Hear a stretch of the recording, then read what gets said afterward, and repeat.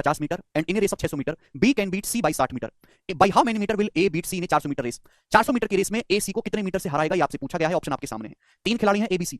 मैंने आपको पिछले क्लास में इसका एग्जांपल भी दिया था, 10 मिनट तक समझाया था, तीन तीन तरीकों से बताया था। ये सवाल सबसे ज्यादा पेपर में सवाल पूछा जाता है। 500 मीटर की दौड़ में ए बी को 50 मीटर से हरा सकता है। पहली लाइन, इस लाइन का क्या मतलब है?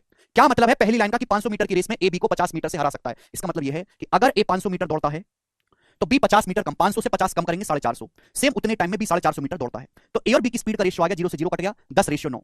तो ए और बी की स्पीड का रेशियो 10:9 आ गया मेरे प्यारे भाई। जितने टाइम में देखो, अगर टाइम सेम है तो जो स्पीड का डिस्टेंस का रेशियो वही स्पीड का रेशियो है। जितने टाइम में ए 500 मीटर दौड़ता है बी 50 मीटर कम दौड़ पाता है, क्योंकि बी 50 मीटर से हारेगा, बी दौड़ता है 450 मीटर।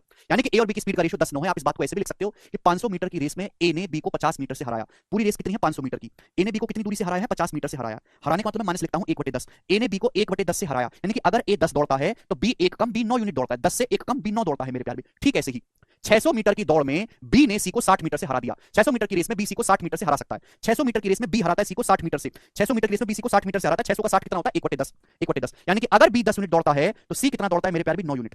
बी और सी की स्पीड का रेशियो भी 10:9 है। तो आपसे पूछा 400 मीटर की रेस में ए सी को कितने मीटर से हराएगा? 400 मीटर की रेस में ए सी को कितने मीटर से हराएगा? मुझे क्वेश्चन सॉल्व करने के लिए ए और सी की स्पीड के रेशियो की जरूरत है। तो मैंने आपको ये सिखाया रेशियो में कंबाइन करना। ए और सी की स्पीड का रेशियो क्या है? 10 2 100 रेशियो, ऐसे 9 की 9 में गुणा कर देंगे 81, 100 रेशियो 81।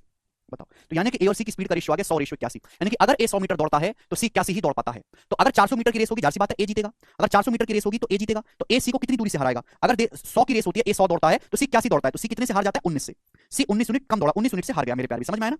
अभी ए 100 दौड़ता है तो सी दौड़ता है 81, तो सी कितने से हारा? 19 यूनिट से हारा। 100 की वैल्यू 400 मीटर दी है तो 19 की वैल्यू भी 4 गुना आएगी, 76 मीटर। तो सी 76 मीटर से हारेगा और ये सवाल का आंसर हो गया सी ऑप्शन। खत्म।